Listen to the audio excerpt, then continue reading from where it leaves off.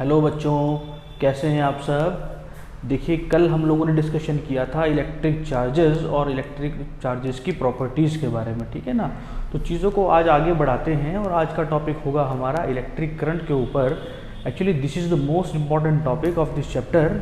और जब हम पूरे चैप्टर के दौरान जो है आगे बढ़ेंगे, आगे जब बढ़ते रहेंगे इस चैप्टर में, उसमें सबसे ज़्यादा जो इस्तेमाल चीज़ होगी, सबसे ज़्यादा जो यूज़ होगा जिस टॉपिक का, वो यही चैप्टर है, इलेक्ट्रिक करंट, ठीक है ना। इसी टॉपिक का आपको इंतज़ार भी था बहुत दिनों से, तो उसी को हम क्या करते हैं बेटा, आगे बढ़ते हैं। चलिए ज़रा हेडिंग लगाते हैं, ज़रा इलेक्ट्रिक करंट। हेडिंग लगाते हैं बेटा, इलेक्ट्रिक करंट। Electric current. चलिए देखिए, लास्ट टाइम हम लोगों ने जो है, अब तक जो है हम लोगों ने क्या क्या पढ़ लिया। सबसे पहले ये बात है कि करंट जो है, इलेक्ट्रिसिटी जो है हमारे किस चीज़ में जो है ट्रैवल करती है। तो इलेक्ट्रिक करंट जो है हमारी ट्रैवल करती है वायर्स में। वायर्स क्या होते हैं? कंडक्टर। और कंडक्टर में वो कौन सी चीज़ें होती हैं जो इलेक्ट्रिसिटी को, करंट को एक जगह से दूसरी जगह ले जाती है। तो आंसर है इसका फ्री इलेक्ट्रॉन्स, ठीक है ना। तो हम लोगों ने पढ़ा था कि हम लोगों ने पढ़ा कि कंडक्टर्स के अंदर जो है ना, कंडक्टर्स के अंदर बहुत सारे जो हैं फ्री इलेक्ट्रॉन्स होते हैं, खूब ज़्यादा फ्री इलेक्ट्रॉन्स होते हैं, सबसे ज़्यादा इसी में होते हैं। उसके बाद जो है नंबर आता है किसका? सेमीकंडक्टर का। सेमीकंडक्टर में इतने ज़्यादा तो नहीं होते, लेकिन कुछ हद तक होते हैं, थोड़े बहुत होते हैं। और इंसुलेटर एक ऐसा मटेरियल है जिसमें हमारा बिल्कुल भी फ्री इलेक्ट्रॉन नहीं होगा। तो बिल्कुल भी फ्री इलेक्ट्रॉन नहीं होगा तो बिल्कुल भी करंट को एक जगह से दूसरी जगह इस्तेमाल नहीं, करंट एक जगह से दूसरी जगह को जो है बिल्कुल भी नहीं ले जा सकते। किससे? इंसुलेटर से। इसलिए हम वायरिंग वगैरह जो है किससे, इंसुलेटर मटेरियल की जो है बिल्कुल भी नहीं बनाते। ओके, सेमीकंडक्टर का भी आगे देखेंगे। सेमीकंडक्टर का जो है क्या क्या इस्तेमाल आगे है, क्या क्या यूज़ उसका हुआ है सेमीकंडक्टर का आगे चीज़ों में, टेक्नोलॉजी में कितना आगे बढ़ चुका है सेमीकंडक्टर, किस वजह से बढ़ता है, उसको भी हम देखेंगे, ठीक है ना। चलिए ज़रा आज शुरू करते हैं इलेक्ट्रिक करंट। और ये भी हमको मालूम है कि कंडक्टर्स में ही क्या करती है, इलेक्ट्रिक करंट जो है एक जगह से दूसरी जगह क्या होती है बेटा, फ्लो होती है, ठीक है ना। जहाँ पावर हाउस है, जहाँ से हमारी करंट बनती है, पावर हाउस, वहाँ से यहाँ तक जो है वाया कंडक्टर्स के थ्रू ही हमारे पास जो है करंट जो है बेटा जाती है, इलेक्ट्रिसिटी आती है। तो चलिए ज़रा हम शुरू करते हैं अपना इलेक्ट्रिक करंट के बारे में। देखिए ज़रा सबसे पहले डेफिनेशन जान लेते हैं इसका, ठीक है। क्या जान लेते हैं? डेफिनेशन। जो बुकिश जो डेफिनेशन होती है उसको देख लेते हैं, बाद में इसको फील करेंगे। देखिए सबसे पहले हम लिख लेते हैं rate of flow of charges. Rate of flow of charges is called current. Rate of flow of charges is called current. हम इलेक्ट्रिक करंट को क्या बोलते हैं बेटा? Rate of flow of charges, ठीक है ना। चार्जेस का बहना, फ्लो ऑफ चार्जेस, ठीक है ना। किसके हिसाब से? रेट के हिसाब से। रेट क्या होता है? Any quantity which is divided by time. यानी किसी चीज़ को जब हम जो है टाइम के रिस्पेक्ट में देख लेते हैं कि क्या रेट है इसका, मतलब टाइम के हिसाब से कैसे, टाइम पे कैसे डिपेंड करता है, तो उस चीज़ को हम क्या बोलते हैं? उस चीज़ को हम बोलते हैं रेट, ठीक है ना। तो rate of flow of charges is called current. देखिए जरा सबसे पहली बात यह है कि इसको समझते हैं जरा, फ्लो ऑफ चार्जेस क्या होते हैं। देखिए मान लीजिए बेटा हमारे पास क्या होता है, हमारे पास एक कंडक्टर है, हमारे पास क्या है बेटा? कंडक्टर है। और आपको मालूम है कंडक्टर के अंदर जो है बहुत सारे फ्री इलेक्ट्रॉन्स होते हैं जो एटम से निकले हैं, याद आ रहा है? एटम से फ्री इलेक्ट्रॉन बाहर आता है टेम्परेचर के थ्रू, और वो फ्री इलेक्ट्रॉन मैंने बनाया है, एटम नहीं बनाया है। और इनके सब के ऊपर बेटा क्या है? नेगेटिव चार्जेस हैं, ठीक है, नेगेटिव चार्जेस हैं। तो यहाँ पर एक चीज़ क्लियर है हमारे पास कि अगर कंडक्टर है तो इस कंडक्टर के दौरान जो है, इस कंडक्टर में जो है बेटा कौन इलेक्ट्रिसिटी को एक जगह से दूसरी जगह ले जाता है? तो आंसर है कौन? फ्री इलेक्ट्रॉन्स, ठीक है। इस कंडक्टर के अंदर बेटा क्या है? फ्री इलेक्ट्रॉन्स हैं। तो इसको हम बोल देते हैं ये हमारे पास क्या है बेटा? कंडक्टर है। ये हमारे पास कंडक्टर है। चलिए अब सवाल ये है बेटा करंट बनाता कौन है? तो करंट बनाता है एक बैटरी, एक सेल। करंट को कौन भेजता है? कैसे बनता है करंट? जब आप एक बल्ब के वायरिंग से जोड़कर उसमें सेल लगाते हो तो ही बल्ब जलता है, अदरवाइज बल्ब नहीं जलेगा। तो बल्ब को जलाने के लिए जो है कौन जिम्मेदार है? कौन जिम्मेदार है बेटा? ये सेल, एक बैटरी जिम्मेदार होती है। तो वो सेल, उसको देख लेते हैं, हल्का सा एक बार देख लेते हैं, नहीं तो अगला टॉपिक जब हमारा आएगा इलेक्ट्रिक पोटेंशियल के ऊपर तो पूरा उसके अंदर सेल और बैटरी ही पढ़ाया जाएगा। क्लियर? तो चलिए हम हल्का सा जान लेते हैं कि क्या होता है। देखिए सेल, कि सेल हमारे पास जो घर में नॉर्मली निप्पो और एवरीडे के इस्तेमाल होता है इस तरीके सेल, ये देखिए जरा, ये है हमारे पास पॉजिटिव और ये हमारे पास नेगेटिव। ये एक सेल होता है जिसके ऊपर एक पॉइंट टाइप चार्ज होता है, पॉइंट होता है जिसको हम क्या बोलते हैं, पॉजिटिव चार्ज, और नीचे जो प्लेन सरफेस होता है उसको हम क्या बोलते हैं, नेगेटिव चार्ज। अच्छा, इसको दूसरी तरीके से साइंस में हम दिखाते हैं फिजिक्स में इस तरीके से, ठीक है ना। ये हमारे पास एक सेल का सिंबल होता है, ये हमारा बड़ा डंडा जो है, जिसमें बड़ी लाइन है ये पॉजिटिव होती है और छोटी लाइन होती है वो नेगेटिव चार्ज को रिप्रेजेंट करती है। ओके, ये देखिए जरा, ये क्या चीज़ है, ये भी बेटा एक वायर है, ये भी कंडक्टर है, लेकिन हमने इस पोर्शन के कंडक्टर को, इस पोर्शन के इतने इस वायर के इतने पोर्शन को हमने जूम करके बड़ा कर लिया ताकि हम उसकी प्रोसेसिंग देख सकें अंदर से। ये वायरिंग है बेटा इस तरीके से। यहाँ पर मैं क्या लगाता हूँ बेटा, एक सेल लगा देता हूँ, एक सेल लगा देता हूँ, एक बैटरी लगा देता हूँ, कुछ भी लगा लो यहाँ पे, ठीक है। ये हमने जो है बेटा एक वायरिंग जोड़ दिया। ओके, इस कंडक्टर में नाम देखिए जरा, इस कंडक्टर का देखिए, ये हमारे पास कंडक्टर बनाया और ये होगा पॉजिटिव, ये होगा बेटा negative.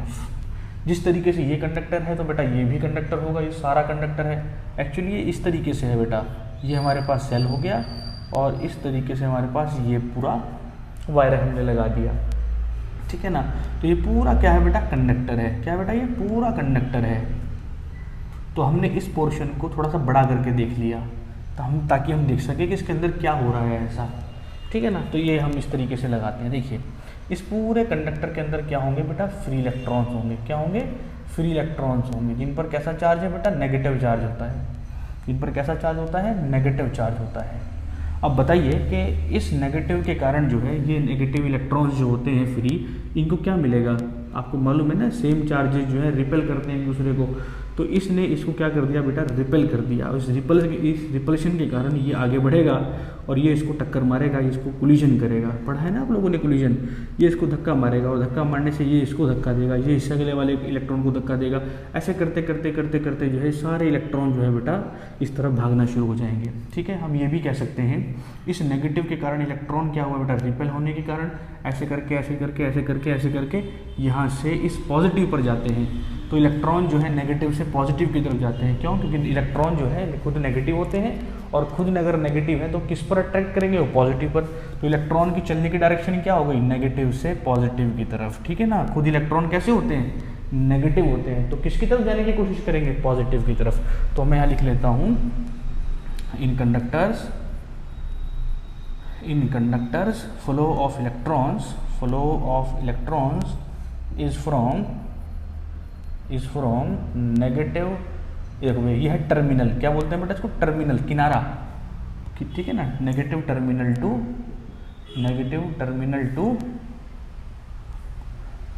Positive terminal, negative terminal to positive terminal. ऐसे कौन करता है बेटा, ऐसे मूव करता है कौन, इलेक्ट्रॉन। फ्लो ऑफ इलेक्ट्रॉन जो है, जिसको हम चार्ज कहते हैं, कंडक्टर में जो चार्ज होता है यानी इलेक्ट्रॉन जो होता है बेटा, वो इधर से इधर करके ऐसे करके बेटा ऐसे मूव करेगा, नेगेटिव से पॉजिटिव की तरफ। क्लियर, ठीक है भाई।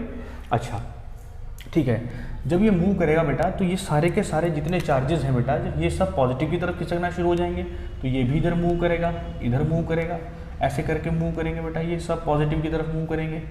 ये भी मूव करेगा इधर, ये भी मूव करेगा। तो जितने के सारे इलेक्ट्रॉन्स बेटा, वो देखिए इधर से जाकर सब के सब जो है बेटा इधर से ऐसे और इधर से ऐसे, और ये सारा जो है बेटा इलेक्ट्रॉन जो है इस तरीके से मूव करना शुरू हो जाएगा। नेगेटिव से पॉजिटिव की तरफ इलेक्ट्रॉन मूव करना शुरू हो जाते हैं, ठीक है ना। तो चलिए, ये बेटा क्या हो रहा है, चार्जेस का फ्लो हो रहा है, चार्जेस का फ्लो हो रहा है। तो आपने क्या लिखा, फ्लो ऑफ चार्जेस, चार्जेस का फ्लो होना किसके रिस्पेक्ट में, टाइम के रिस्पेक्ट में। देखिए जरा, अगर मैं यहाँ पर एक सेल और लगा दूँ, क्या लगा दूँ बेटा, एक सेल और लगा देता हूँ। तो एक सेल अगर मैं और लगा दूँ तो आपको मालूम है कि सेल की पावर बढ़ जाएगी, बैटरी की पावर बढ़ जाएगी। और अगर आप बैटरी की पावर बढ़ा देते हो, इसका मतलब ये नेगेटिव टर्मिनल की वैल्यू क्या हो जाएगी, ज़्यादा। ये हाई पावर का सेल हो जाएगा, दो सेल बन जाएंगे ना आपस में, हाई पावर बन जाएगा नेगेटिव। तो जब ये नेगेटिव ज़्यादा हो जाएगा, इस नेगेटिव को क्या देगा, बहुत ज़्यादा धक्का देगा, ज़्यादा रिपेल करेगा। जब ज़्यादा रिपेल करेगा तो फास्ट मूव करेंगे, जब फास्ट मूव करेंगे तो जल्दी जल्दी ये बेटा इसको क्रॉस करने की कोशिश करेंगे। तो फ्लो ऑफ चार्ज जो है कब बढ़ जाता है, जब हम सेल नंबर ऑफ सेल्स क्या है बेटा यहाँ पे इंक्रीज कर देते हैं, बैटरी की पावर क्या होता है बेटा बढ़ा देते हैं, तब जाके फ्लो ऑफ इलेक्ट्रॉन्स क्या होता है बेटा इधर से इधर बहना शुरू हो जाता है। क्लियर।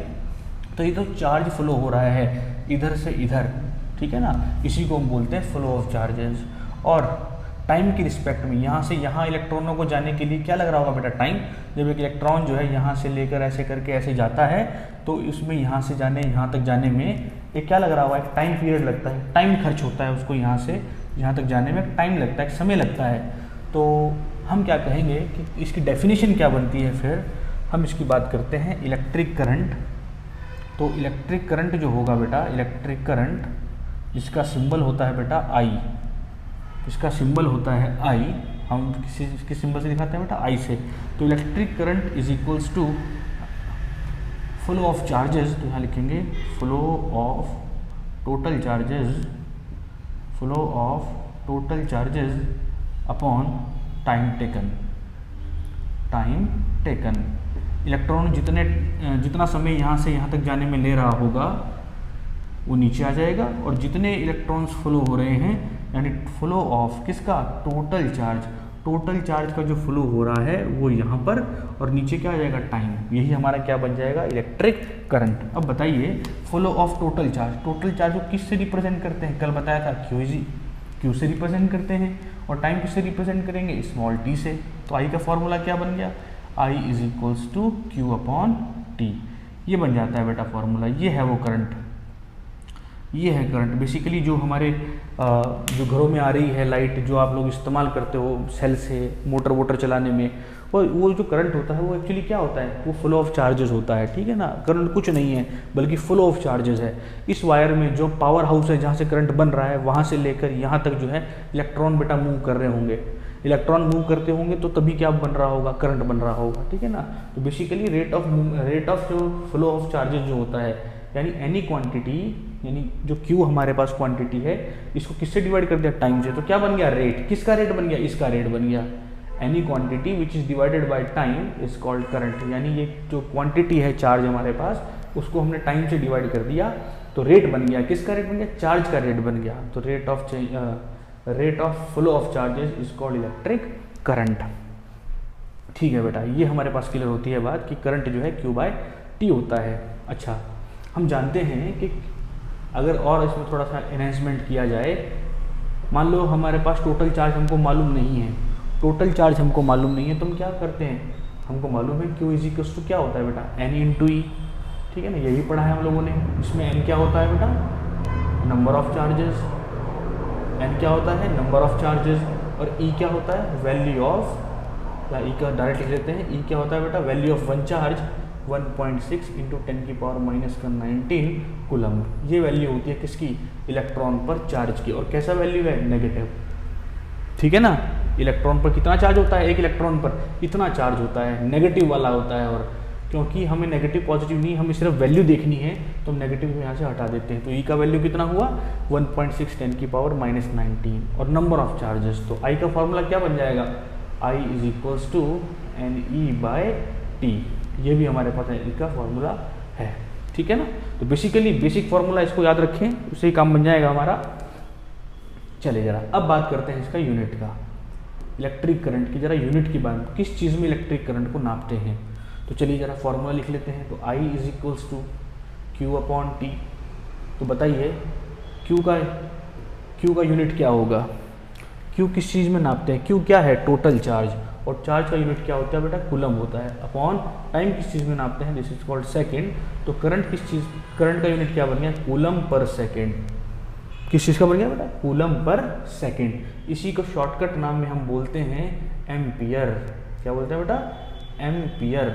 और एम्पियर का जो सिंबल होता है this is called a, capital A से इसको डिनोट करते हैं, कूलम पर सेकेंड या एम्पियर, इसकी क्या हो गया, यूनिट हो जाता है, ठीक है ना। तो हम बात करते हैं जैसे हमारे घर में कितनी करंट आ रही है, तो हम बोलते हैं 5 एम्पियर, 6 एम्पियर, 7 एम्पियर करंट आती है।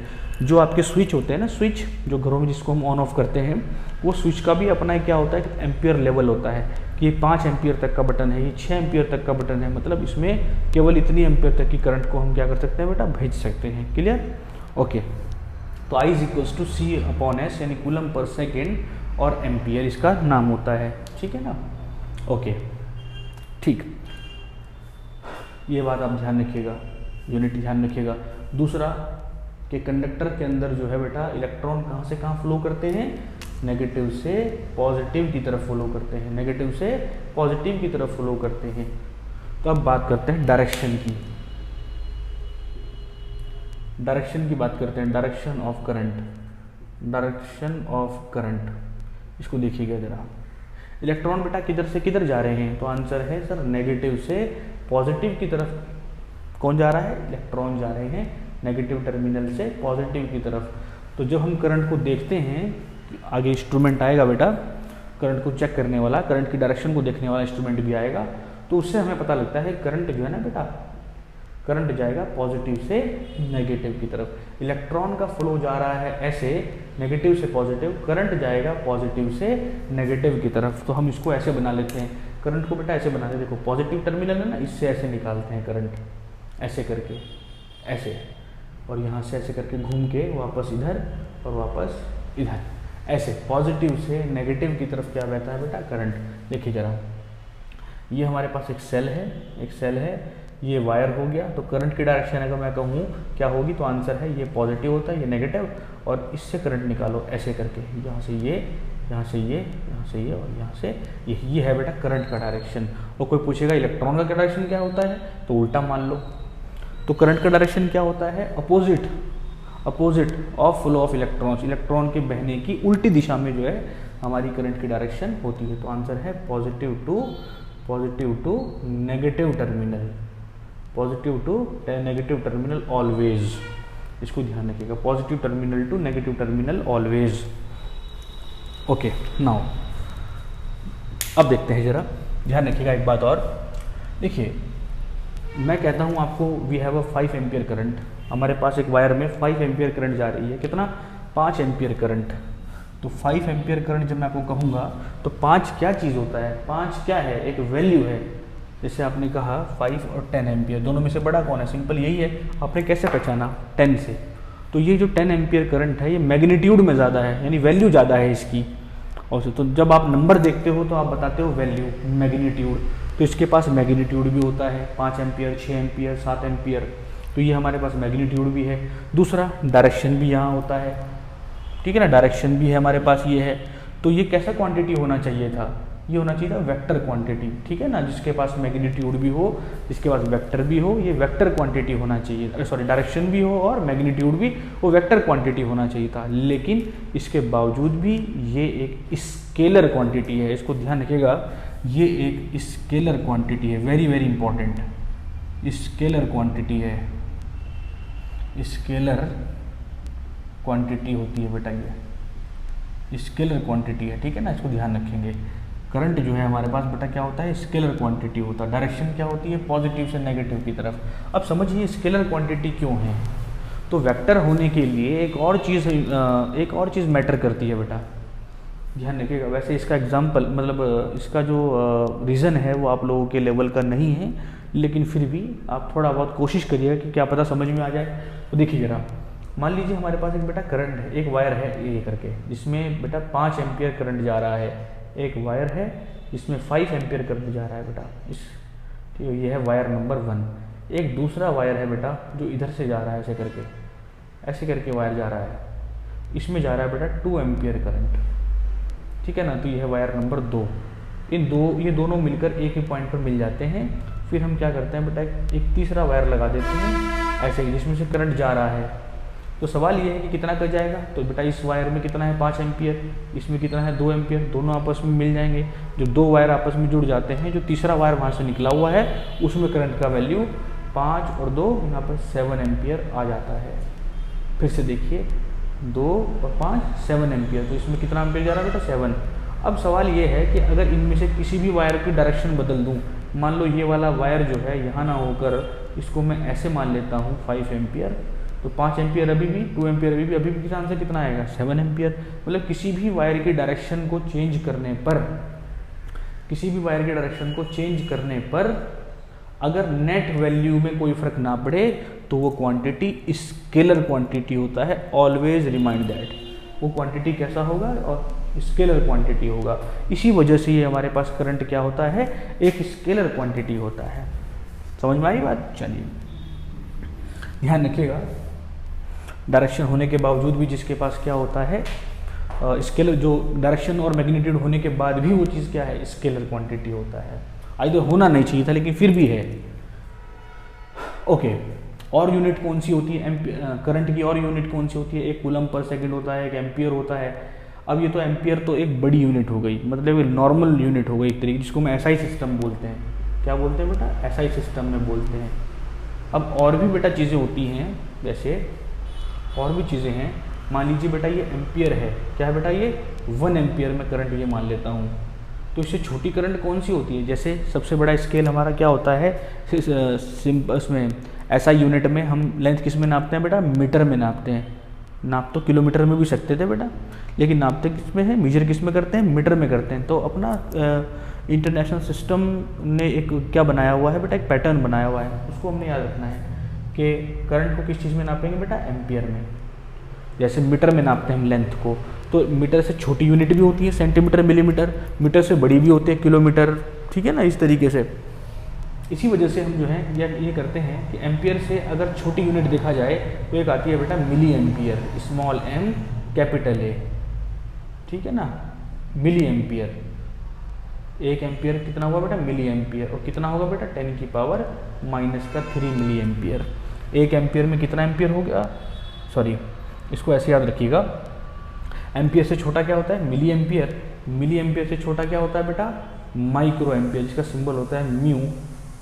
म्यू माइक्रो एम्पियर, यू नहीं है बेटा, ये म्यू है, ठीक है ना, म्यू। फिजिक्स में एक सिंबल आता है ये माइक्रो एम्पियर। और माइक्रो एम्पियर से छोटा क्या होता है बेटा? Nanoampere. Nanoampere. Nanoampere से छोटा क्या होता है बेटा? Picoampere. Picoampere. और भी नीचे जाएंगे तो बताइए क्या आएगा? Fermi ampere. क्या आएगा बेटा? Fermi ampere. ये छोटी वैल्यूज हैं। इससे छोटा ये, इससे छोटा, इससे छोटा, इससे छोटा, सबसे छोटा फर्मी आ जाएगा।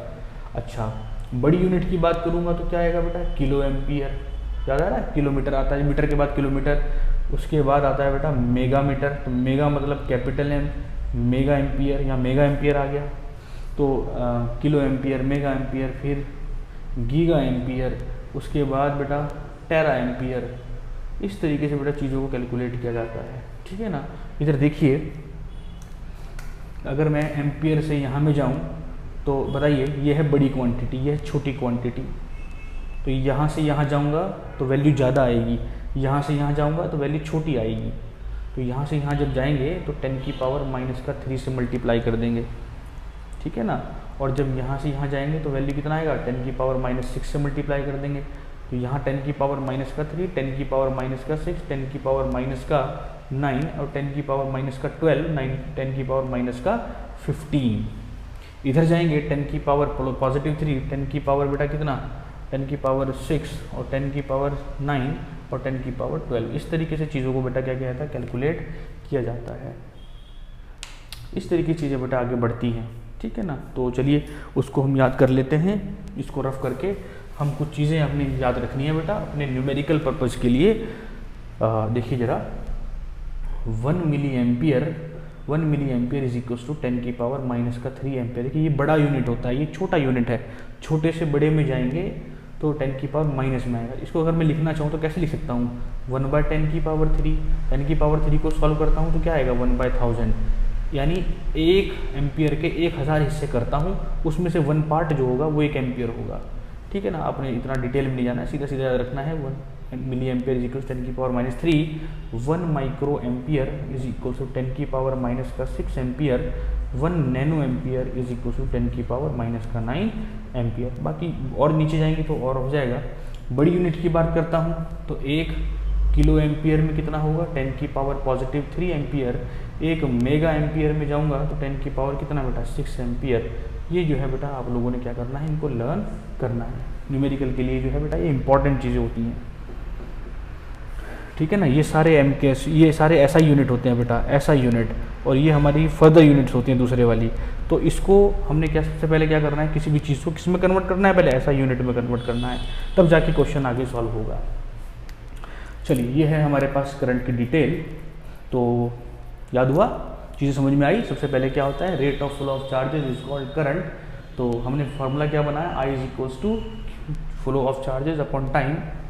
फ्लो हुआ Q, टोटल चार्जेस का फ्लो कितना Q, टाइम कितना हुआ T, तो Q बाई T हमारा क्या बन गया, करंट I। अब इसकी यूनिट की बात करते हैं तो कूलम पर सेकंड इसका यूनिट होगा, या इसको क्या बोलते हैं, एम्पियर।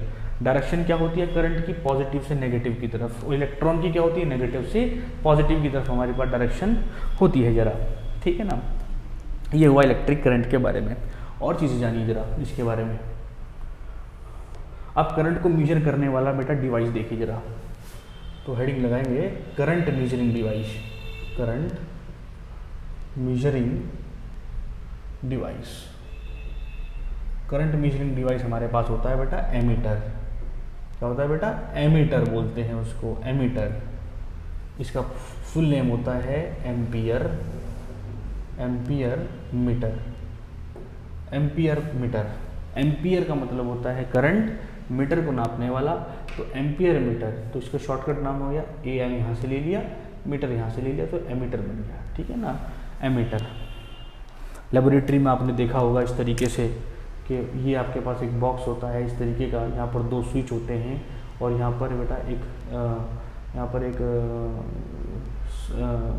एक निडल होती है बेटा इस तरीके से, एक निडल होती है बेटा इस तरीके से, यहाँ पे मार्क होता है 0 1 2 3 4 5 6 इस तरीके से, और ये 0 स्केल अगर होता है तो 0 एम्पियर करंट होती है, 3 होता है तो 3 एम्पियर स्केल करंट होती है। इस यहाँ पे लिखा होता है बेटा ए, ये इस तरीके से डिवाइस जो है एम्पियर कहलाता है, हमारे एमीटर कहलाता है, ठीक है ना। ओके, करंट को नापने वाला कौन बेटा, एमीटर। एक और चीज़ ध्यान रखिएगा, ये सिर्फ मीजर करता है, क्या करता है, it can only measure, it can only measure, ये सिर्फ मीजर करता है, सिर्फ बताता है कितनी वैल्यू करंट की है, लेकिन ये कभी नहीं बताएगा कि करंट की डायरेक्शन किधर जा रही है। अगर मैं सेल को पलट देता हूँ, माइनस इधर प्लस इधर लगा देता हूँ, माइनस इधर लगाऊंगा तो इलेक्ट्रॉन ऐसे बहना शुरू हो जाएगा, जब इलेक्ट्रॉन ऐसे बहेगा तो करंट ऐसे बहेगा, ठीक है ना, करंट की डायरेक्शन बदल जाती है। तो करंट की डायरेक्शन को देखने के लिए कौन सा डिवाइस इस्तेमाल करते हैं, तो लिखेंगे यहाँ पे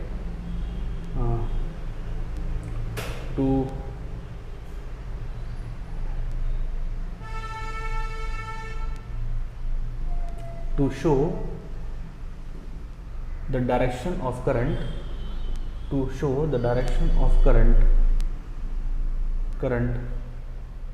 उस डिवाइस को हम क्या बोलते हैं, गैल्वेनोमीटर। क्या बोलते हैं बेटा, गैल्वेनोमीटर। क्या बोलते हैं, गैल्वेनोमीटर, गैल्वेनोमीटर। बिल्कुल ऐसा ही एक डिवाइस होता है, लेकिन उसमें ए नहीं बल्कि जी होता है। क्या लिखा होता है बेटा, जी होता है, ठीक है ना। और उसकी निडल कहाँ होती है बेटा, सेंटर में होती है। यहाँ पे 0, यहाँ पे 1, यहाँ पे 2, यहाँ पे 3, इस तरीके से, यहाँ पे 4, यहाँ पे 1 2 3 4, इस तरीके से। अगर ये निडल इधर चली गई तो करंट इधर जा रही है, इधर चली गई तो इधर जा रही है करंट। तो इस तरीके से हम बेटा क्या बताते हैं, ये हमारे पास गैल्वेनोमीटर होता है, ठीक है ना। ये करंट को to show the direction, only to show the direction, सिर्फ डायरेक्शन देखने के लिए काम में लाया जाता है। और ये नापने के लिए कौन सा होगा बेटा, क्या होगा बेटा, नापने के लिए एमीटर इस्तेमाल किया जाएगा, ठीक है। करंट को नापना है, वैल्यू पता करनी है तो एमीटर इस्तेमाल होगा। डायरेक्शन देखनी है करंट की तो क्या इस्तेमाल होगा, गैल्वेनोमीटर। इसको ध्यान रखिएगा, ठीक है। ओके, चलिए जरा अब बात करते हैं एक आध न्यूमेरिकल की, तो न्यूमेरिकल देख लेते हैं जरा।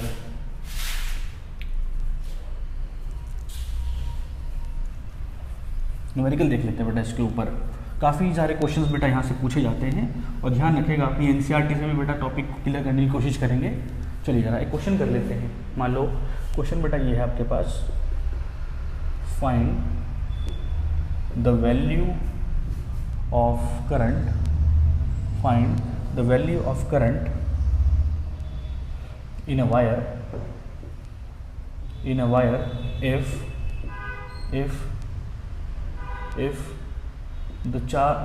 if the flow of charge is 20 coulomb in 4 second, ठीक है ना। Find the value of current in a wire, किसी वायर में करंट का वैल्यू फाइंड करना है। इफ फ्लो ऑफ चार्ज जो है, चार्ज का फ्लो कितना हो, इज 20 कूलम, 20 कूलम चार्ज जो है फ्लो हो रहा है, कितनी देर तक, 4 सेकंड तक। तो चलिए सबसे पहले हम देख लेते हैं किसी वायर में करंट को निकालना है, तो आई इज इक्वल टू क्या करना है बेटा, फाइंड आउट करना है। उसके बाद फ्लो का चार्ज कितना दिया हुआ है, चार्ज मतलब कैपिटल क्यू कितना है बेटा, 20 कूलम दिया हुआ है हम लोगों को। अच्छा टाइम कितना दिया हुआ है यहाँ पे, 4 सेकेंड। टाइम कितना दिया हुआ है बेटा, 4 सेकेंड। तो चलिए I is equal to formula लगाएंगे क्यू अपॉन टी। क्यू का वैल्यू कितना है 20 कूलम अपॉन बेटा यहाँ पे कितना 4, तो 4 5 जा 20, तो आंसर आ गया 5। और करंट का यूनिट क्या आएगा बेटा, एम्पियर या कूलम पर सेकेंड, तो आप एम्पियर याद रखेंगे, I is equal to 5 ampere. इस तरीके से बेटा आपको सॉल्व अप करना होता है। क्लियर है ना बात। चलिए मान लो वो ये कह देता है, इस बार क्वेश्चन को थोड़ा बदल देता, वो कहता फाइंड करंट, आई की वैल्यू आपको फाइंड करनी है अगर if 20 charges are flowing in a wire या in a conductor, ऐसे भी कह सकता है, in a conductor for 10 seconds। अगर जो है क्या कहा, आई निकालना है कब, अगर कंडक्टर के अंदर 20 चार्जेस, 20 कूलम चार्जेस या 20 charges are flowing in a conductor, यानी 20 चार्जेस हैं जो इसमें क्या हो रहे हैं बेटा, फ्लो हो रहे हैं। 20 चार्जेस हैं बेटा, ठीक है ना, 20 चार्जेस, काउंटिंग में 20 है, 1 2 3 4 5 6 7 8 9 10, 20 चार्जेस, ठीक है ना। या 20 चार्जेस की जगह मैं कह सकता हूँ 20 electrons are flowing in a conductor for 10 second. 10 second के लिए 20 इलेक्ट्रॉन क्या करते हैं बेटा, फ्लो करते हैं। तो बताओ क्या क्या गिवन है। सबसे पहले आई को क्या करना है बेटा, फाइंड करना है। 20 इलेक्ट्रॉन्स, इस बार 20 कूलम चार्ज नहीं दिया, 20 कूलम चार्ज देता तो कूलम किसका यूनिट होता है, चार्ज का, तो क्यू मालूम होता है आप लोगों को, लेकिन ये क्या दे रहा है 20 इलेक्ट्रॉन्स, तो 20 यानी एन इक्वल टू कितना निकल गया बेटा, 20 इलेक्ट्रॉन्स। क्लियर है ना बात, 20 इलेक्ट्रॉन्स। और यहाँ पर जो है टाइम कितना दिया हुआ है बेटा, 10 सेकेंड। चलिए हम निकालते हैं I is equals to Q upon T, लेकिन Q तो मालूम नहीं है, तो Q को किस में तोड़ेंगे, NE बाय टी। N कितना होता है 20 दिया हुआ है क्वेश्चन में, E कितना होता है 1.6 10 की पावर -19 कूलम, यानी एक इलेक्ट्रॉन पर चार्ज कितना होता है, और नीचे क्या आ गया बेटा 10 2 सा 20, तो ये आ गया 3.2 इंटू 10 की power -9, this is the called ampere. ये हमारे पास करंट का वैल्यू आ जाता है। तो कई बार आपको क्वेश्चन में बेटा क्या देगा, क्वेश्चन में कई बार दे देगा क्यू का वैल्यू, तो देखेंगे यहाँ पर एक चीज़ देखेंगे, अगर 20 के साथ कूलम लगा दिया है, 20 के साथ कूलम लगा दिया है तो क्यू मालूम है, अगर 20 इलेक्ट्रॉन्स नंबर बता दिए हैं तो वो क्या होगा, एन होगा, ठीक है ना। ये क्वेश्चन कह सकता है, वो क्वेश्चन ऐसे भी कर सकता है आपके सामने, वो ये भी कह सकता है if 5 ampere current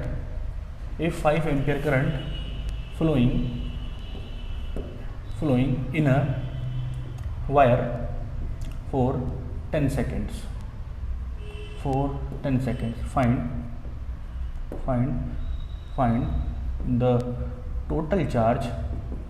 find the total charge flowing, कितने चार्ज फ्लो हो रहे हैं। सॉल्यूशन देखिए जरा, if a 5 ampere current flowing, तो कोई वायर है जिसमें कितना एम्पियर करंट जा रहा है बेटा, 5 एम्पियर करंट फ्लो हो रहा है इन अ वायर फॉर 10 सेकेंड, तो टी कितना मालूम है, 10 सेकेंड मालूम है।